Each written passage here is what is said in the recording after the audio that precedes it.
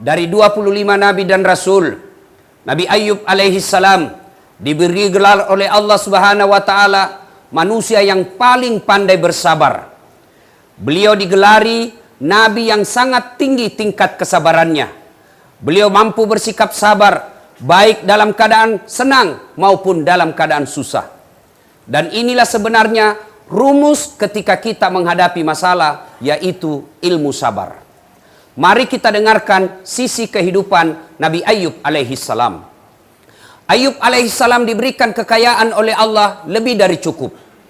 Tapi hebatnya, kaya dermawan, sogi malabo, kaya penyantun, tidak seperti sebagian kita kaya pelit serakah.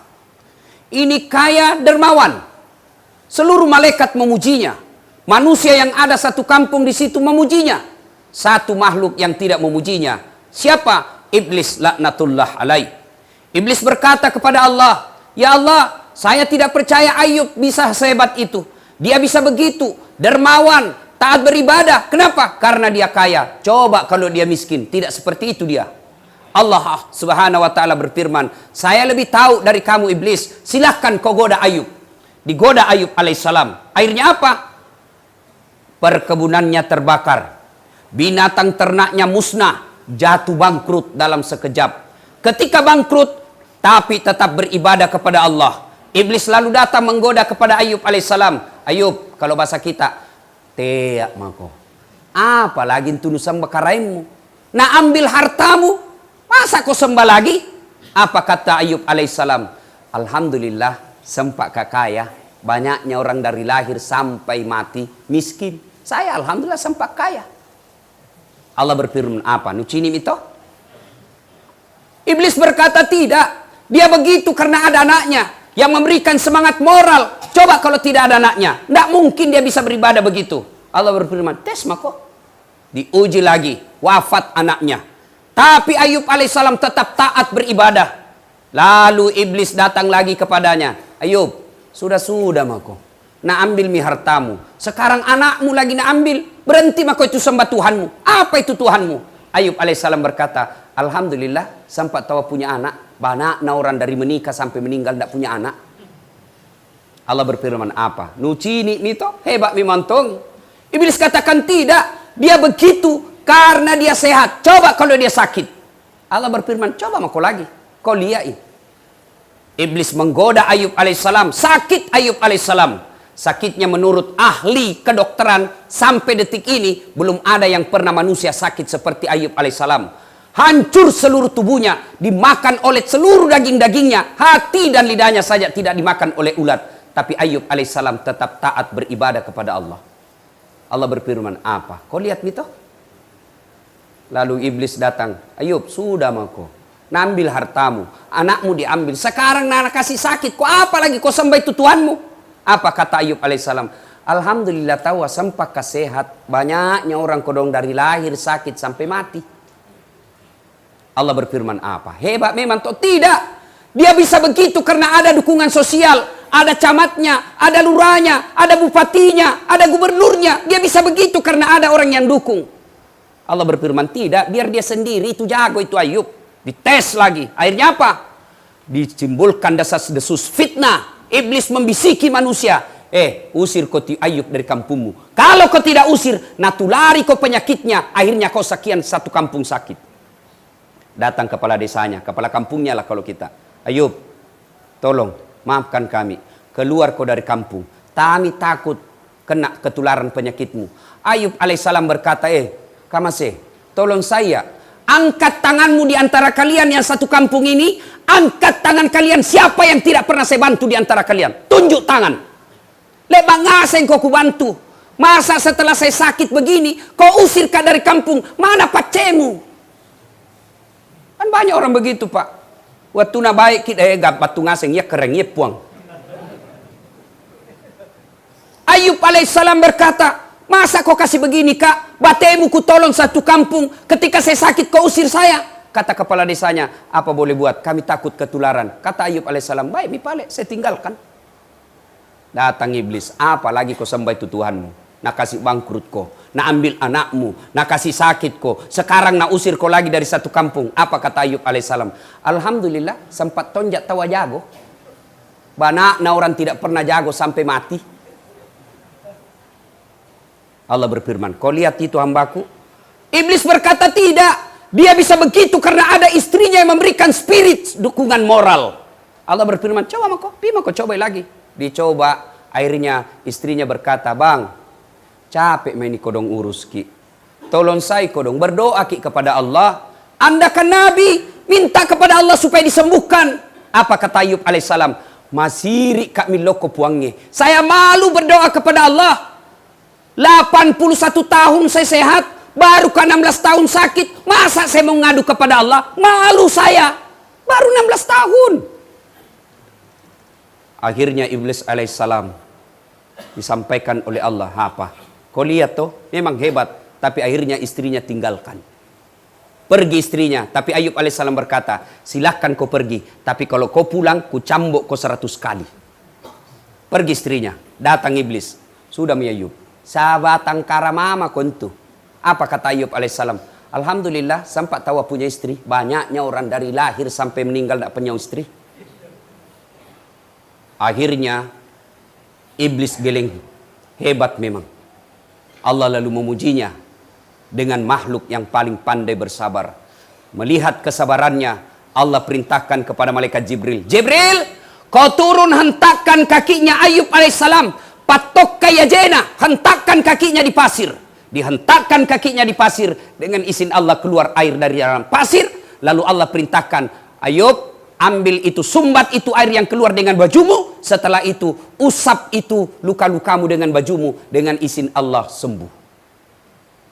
Sembuh, mulai berniaga, mulai berbisnis, bangkit kembali. Akhirnya sukses, kaya, datang lagi istrinya. Tabe dain, hilap kak, sempak ikut tinggalkan. Nabi bilang Nabi Ayub, baiklah, saya maafkan kau, tapi pernah kak bilang tuh saya cambuk kau 100 kali. Ayub alaihissalam mengambil lidi 100 batang, lalu diikat menjadi seperti sapu, lalu dia pukul istrinya. Di mana? Di mukanya, bukan. Di mana? Di perutnya, bukan. Di mana? Ayub alaihissalam berkata, angkat telapak kakimu. Lalu Ayub alaihissalam memukul telapak kakinya 1 kali dengan lembut, lalu berkata, sama mi 100 kali. Coba dengarkan kisah kehidupan Ayub. Lebih menggetarkan lagi, tapi waktu terbatas. Apa yang membuat Bapak mengeluh di tempat ini? Bandingkan Ayub. Berapa tahun maki bebas? Saya umurku 60 tahun Ustadz. Berapa tahun maki di sini? Baru 2 tahun bos. Lebih lama kita bebas di luar. Sakit kau Ustadz. Ayub alaihissalam 16 tahun sakit. Minta kepada Allah, malu. Apa Ayub minta? Ya Allah sembuhkan penyakitku? Tidak. Ayub alaihissalam tetap memuji Allah. Subhanallah, alhamdulillah. Allah puji terus, dipuji terus Allah. Ayub alaihissalam tidak berkata, ya Allah capek mak sakit, sembuhkan aku dong. Puji-puji terus Allah. Akhirnya Allah selesaikan penyakit dan penderitaan. Tidak ada pilihan lain. Ketika ada masalah, Allah tidak minta, kasih banyak dulu uangmu baru selesai masalahmu. Jadi camak kau dulu baru selesai masalahmu. Jadi wali kota kau dulu baru selesai masalahmu. Allah cuma minta, ista'inu bis sabri wassalah. Sabar kau, tingkatkan kesabaranmu, serjaikan solatmu dengan sebaik-baiknya. Saya yang ngurus semua itu masalahmu. Tenang kau, sabar kau, pakai singi sampai jamu, kecil itu masalahmu, saya yang selesaikan. Sakit Ustaz, berat itu sabar Ustaz. Memang berat Pak, karena hadiahnya innallaha ma'as sabirin. Allah bersama dengan orang-orang sabar. Siapa kita temani Pak? Allah. Saya saja baru-baru ketemu pejabat menteri langsung mak selfie-selfie. Bangga aku tawa sama pejabat, padahal pejabat ada pensiunnya. Allah bersama orang yang sabar, maka sabar itu berat. Bagaimana itu sabar? Dengan sabar itu satu, alladzi iza athabatum musibah qalu inna lillahi wa inna ilaihi rajiun. Begitu memberontak hati kita, begitu kita tidak menerima keadaan ini, itu bisikan setan. Setan, bagaimana caramu? Lihatku itu, bagaimana caramu bisa lolos? Lihat kok, bagaimana, kapan sepi, kapan sepi. Setan itu. Tapi kalau orang yang bersabar, dia akan katakan, inna lillahi wa inna ilaihi raji'un. Gatal perasaan kita, marah kita, kurang ngajar, bisa ku nahyanati begitu, kurang ngajar sekali. Inna lillahi wa inna ilaihi raji'un. Kita di dalam sini, tapi dapat pahala. Tapi kalau kita tidak sabar, memberontak jiwa kita, mau melawan, tidak menerima keadaan, maka sepanjang itu bukan cuma fisik kita terpenjara, tapi jiwa juga kita terpenjara. Maka itu orang tidak bisa enak, bahagia. Apa orang hina dalam penjara? Siapa bilang hina orang dalam penjara, Pak? Yusuf alaihissalam di penjara. Tapi apa Yusuf alaihissalam? Beliau berdoa, ya Allah, apabila penjara engkau cintai saya di dalam penjara ini, saya lebih pilih penjara daripada saya di luar engkau murkai saya. Senior Soekarno bisa membentuk pemikiran memerdekakan Indonesia dalam penjara.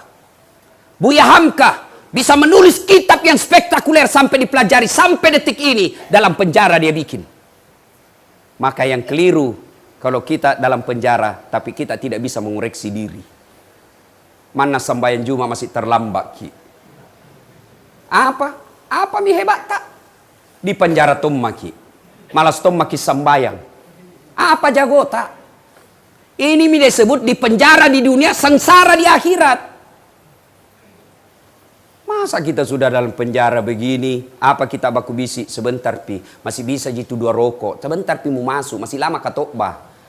Inilah yang disebut sudah digoda setan dunia. Ambil iktibar. Selesai Ki masuk Ki, minta kepada pertolongan kepada Allah. Apa yang perlu kita mintakan pertolongan kepada Allah? Bukan bebas dan ringankan hukuman kita, tapi Allah pelihara anak-anak kita di luar. Mau apa kita Pak kalau kita di dalam sini, anak kita berzina di luar? Mau apa kita kalau anak kita di sini taat beribadah tapi istri kita di luar selingkuh? Maka kita mohon pertolongan kepada Allah. Ya Allah, lindungi anak istri saya. Saya berada di tempat ini tidak bisa melindunginya, tapi Engkau sumber perlindungan, maka lindungi anak istri saya. Itu yang kita minta. Bagaimana mau nakabulkan Tuhan doa tak? Tidak pernah kepisah sembahyang. Jengkel itu malaikat nakanatena memang tom buat nenek. Seandainya kita dengar itu malaikat, Pak, Nabi bilangi cilaka memang tongkau. Dikasih mako peringatan masih tongkau kepala batu, kaswatul qalbi. Nah, kalau ada maki di sini selesai salat Jumat, jangan langsung lompat pulang. Kedua itu ciri-ciri dia orang selalu terlambat, Pak. Paling terlambat datang, paling cepat pulang. Cini-cini ki mukanya itu, Pak. Pasti begitu gitu. Baru mau masuk surga. Mau diringankan hukumannya. Dari segi mana Allah mau cinta sama kita? Coba selesai kita sholat Jumat nanti, mantang kita sinampe, duduk-duduk kita sejenak, 5-10 menit, mengadu kepada Allah, minta pertolongan Allah. Apa yang kita minta? Kalau hati kita selalu berontak, tidak bisa terima keadaan ini. Tidak ada orang yang senang, Pak, Bapak hidup dalam sini. Tidak ada orang senang ada dalam sini. Tapi Allah pilih Bapak untuk tinggal di tempat ini. Maka Bapak doa, ya Allah, berikan saya kekuatan jiwa, kesabaran untuk menerima takdirmu ini. Umar bin Khattab diberikan beban yang sangat berat. Umar tidak berkata, ya Allah, ringankan bebanku. Tapi apa Umar katakan? Ya Allah, kuatkan bebanku untuk memikul bebanmu ini. Ya Allah, berat ini hidupku ya Allah. Maka kuatkan imanku untuk menerima kenyataan hidup. La yukallifullahu nafsan illa wus'aha. Allah tidak bebankan suatu beban kecuali Allah tahu pasti kalian mampu. Nah, ini mudah-mudahan jadi iktibar buat kita semua. Selesai ki sholat, tinggal ki sejenak, berzikir kepada Allah, mohon kepada Allah. Yang paling penting, alhamdulillah keluar ki dari sini nanti sholat 5 waktu tak sudah terpelihara. Dapat mak itu hidayah dalam hidup, Pak. Tapi sudah dalam sini tetap tidak sholat, masih tetap mengedarkan barang yang terlarang. Na'udzubillah min zalik. Itulah yang disebut betul-betul keras hati, tidak bakal mendapat hidayah dan petunjuk dari Allah. Inilah yang Allah sindir dalam surah Yasin. Wa thawaun alaihim a'anzartahum am lam tunsirhum la yu'minun. Kau sampaikan ayat Allah, kau nasihati atau tidak, kau penjara atau tidak, kau bebaskan atau tidak, kau ancam atau tidak, kau isolasi atau tidak, la yu'minun, sama saja mereka tidak akan beriman. Na'udzubillah min zalik. Semoga Allah Subhanahu wa taala menghindarkan kita dari penyakit keras hati ini. Semoga Allah mengangkat derajat kita dunia dan akhirat kelak, dan semoga Allah mengangkat menerima tobat-tobat kita di tempat ini insyaallah. Barakallahu li wa lakum wa izza'il mu'minin innahu huwal ghafurur rahim.